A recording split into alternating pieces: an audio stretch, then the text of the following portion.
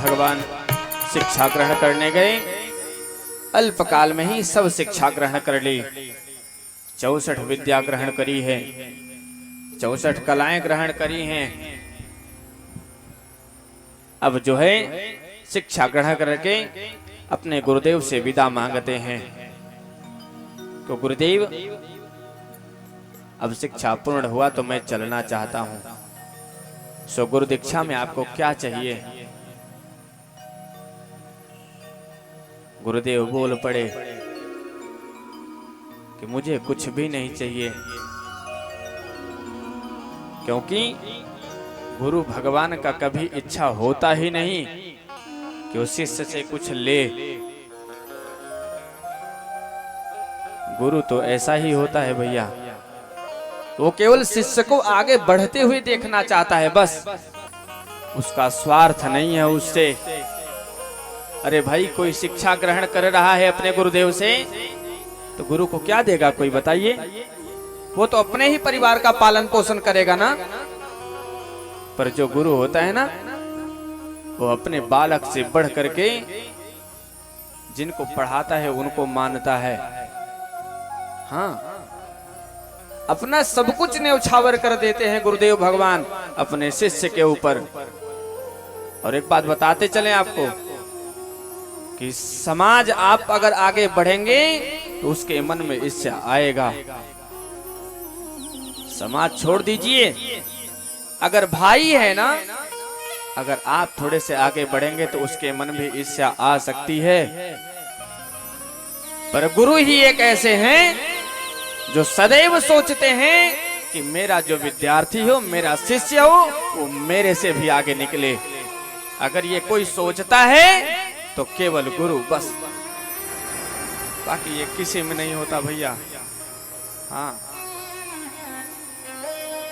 ये भाव अगर कोई रखता है ना, केवल गुरु बस, जो अंधकार से प्रकाश की तरफ लेकर के जाए, जो जगत से मोड़ करके जगदीश की तरफ कर दे, वही तो गुरु है। जिसके अंदर लेस मात्र की भी कोई लालच नहीं होती, उन्हीं को गुरु कहते हैं भैया। जो सदैव चाहते हैं कि मेरा शिष्य सर्वोपरि रहे। जानते हैं,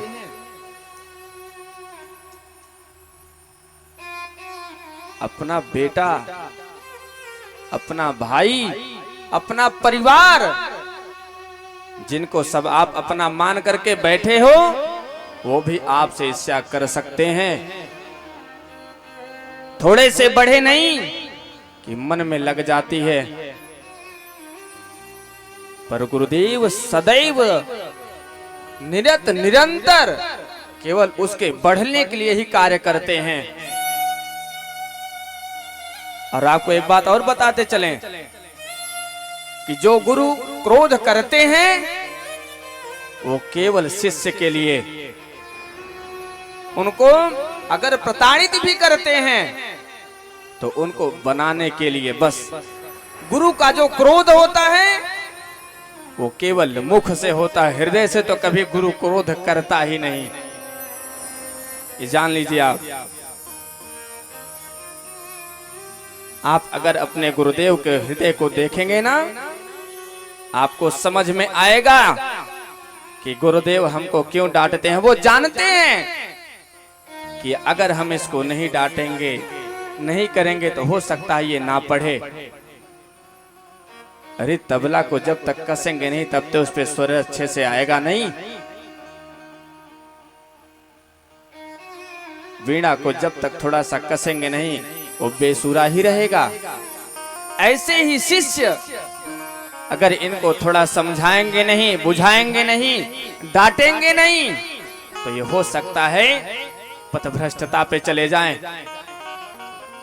इसलिए गुरु उनको केवल और केवल उनकी बढ़ाई के लिए, उनकी अच्छाई के लिए, उनमें गुण आवे अवगुण ना आवे, इसलिए थोड़ा सा क्रोध भी करते हैं। और जिनके गुरु क्रोध करते हो अपने शिष्य के ऊपर, वो शिष्य अपने आप को परम सौभाग्यशाली समझे, ये जान लीजिए। क्यों? क्योंकि गुरु उसी शिष्य के ऊपर क्रोध करता है जिसको वो सबसे ज्यादा मानता है। हाँ, वो बार बार उसको अपनी नजर से देखते रहता है, कहीं कुछ गलत ना है कर दीजिए। उस पे उनकी पूरी की पूरी दृष्टि अपने शिष्य पे ही रहती है। इसी को तो गुरु कहते हैं। यही तो गुरु हैं भैया। गुरु कोई अलग नहीं है, गुरु कोई मनुष्य नहीं है। ये हम आपको बार बार कह रहे हैं, गुरु तो एक तत्व है।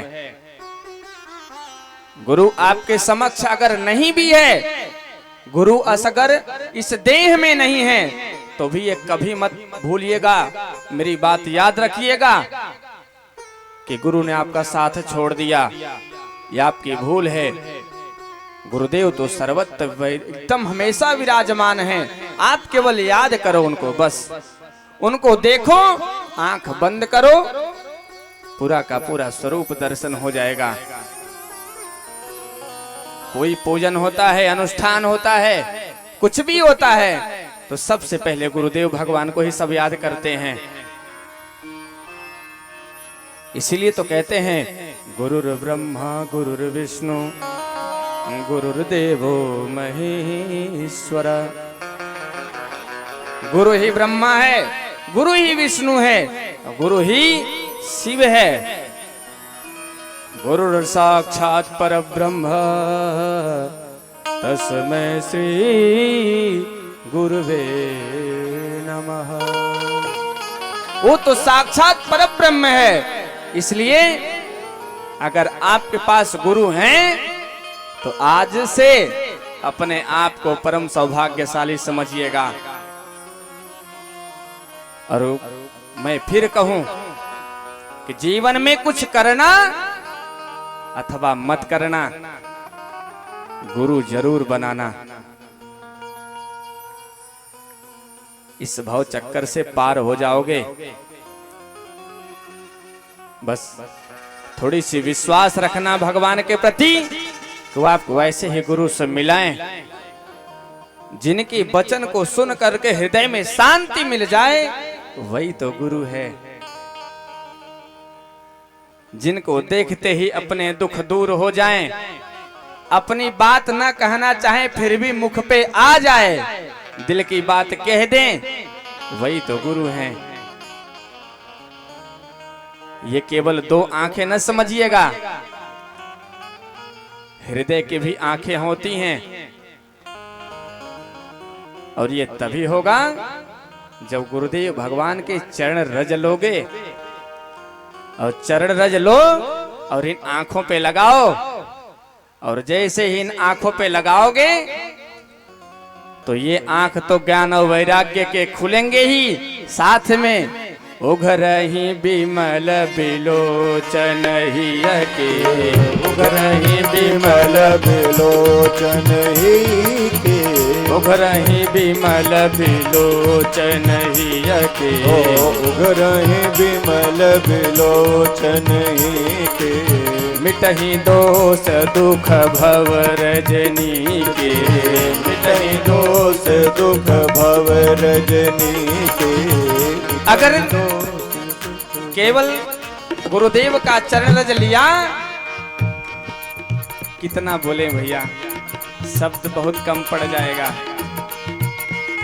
जब ये हो जाएगा, जब हृदय खुल जाएंगे, हृदय के आंख, तब आपको दिखाई देगा क्या? सूझहि रामचरित मणि मानिक, सूझहि रामचरित मणि मानिक, गुप्त प्रगट जह जो जेहि खानिक, गुप्त प्रगट जह जो जेहि खानिक। सूझहि रामचरित मणि मानिक, सूझहि रामचरित मणि मानिक, गुप्त प्रगट जह जो जेहि खानिक, गुप्त प्रगट जह जो जेहि खानिक। जो गुप्त रूप से छिपा हुआ है, जो प्रकट नहीं हुआ है, वो भी प्रकट हो जाएगा। हाँ, अरे भैया, जब हृदय के नेत्र खुलेंगे तभी तो भगवान का दर्शन करोगे। इन आंखों से भगवान का दर्शन नहीं होता, दर्शन तो भगवान का आंख बंद करके होता है। तो खुलता क्या है? यही हृदय के नेत्र। उघरहि बिमल बिलोचन हिया के, उघरहि बिमल बिलोचन हिया के। और जैसे ही ये आंख खुला तो जो ये दुख रूपी रात्रि है ना, ये मिट जाएगा।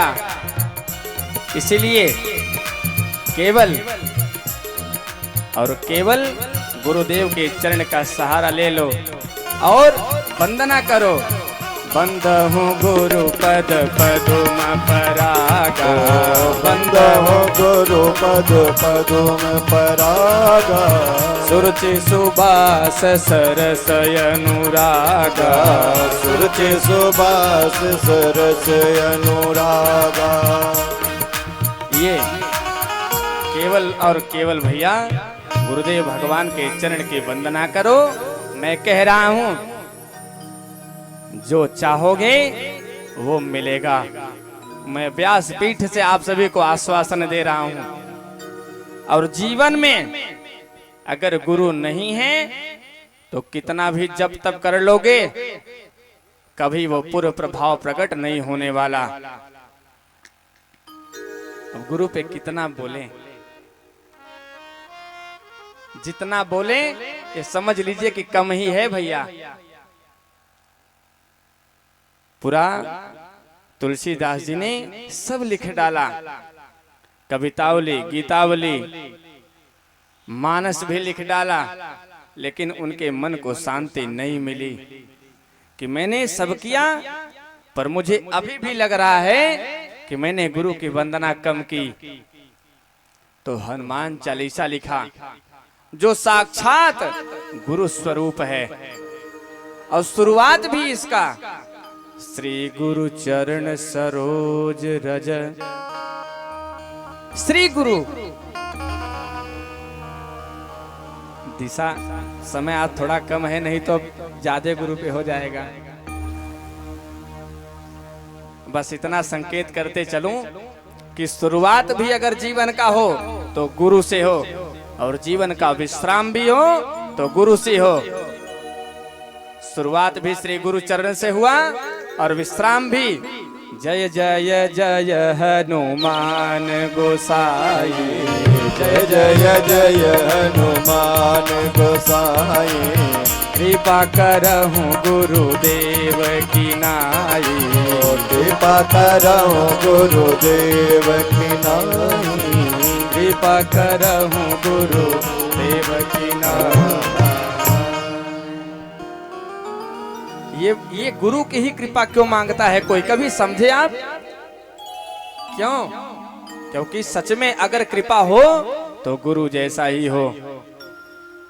गुरु कभी अपने शिष्यों को ये कभी नहीं चाहता कि ये पीछे रहे हमसे, ये सदैव हमसे आगे रहे। इसलिए गुरुदेव भगवान की ही कृपा सब चाहते हैं।